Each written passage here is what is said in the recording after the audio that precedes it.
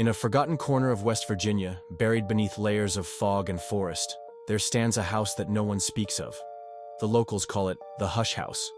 Not because it's quiet, because it makes you quiet.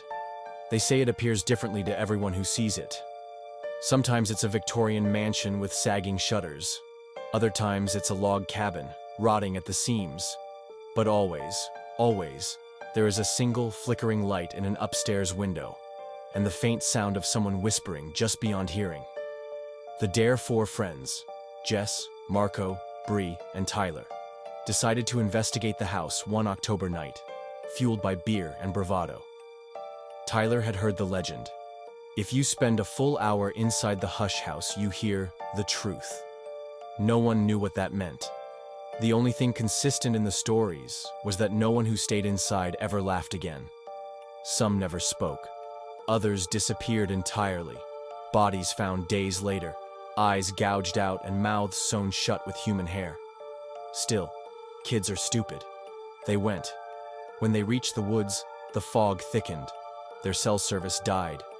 Bree swore she heard someone walking behind them, but the others laughed. At least until Marco checked the footprints in the mud. There were 5 sets, not 4. They found the house exactly where the old map said it would be. Jess thought it looked like her grandmother's house, which was weird because her grandmother had died in a fire.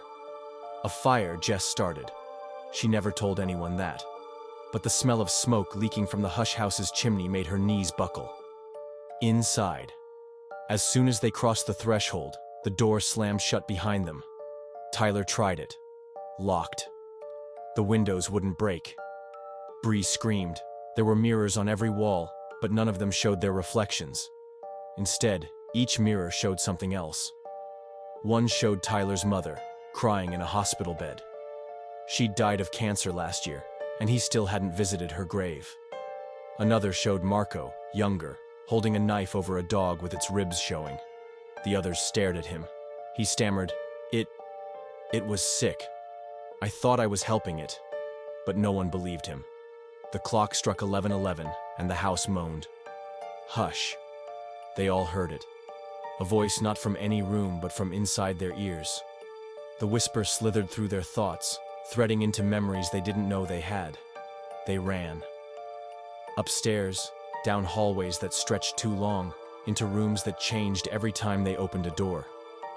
The house was rearranging itself. It wasn't trapping them. It was studying them. The room with no door. Eventually, they found themselves in a small nursery. There was a crib,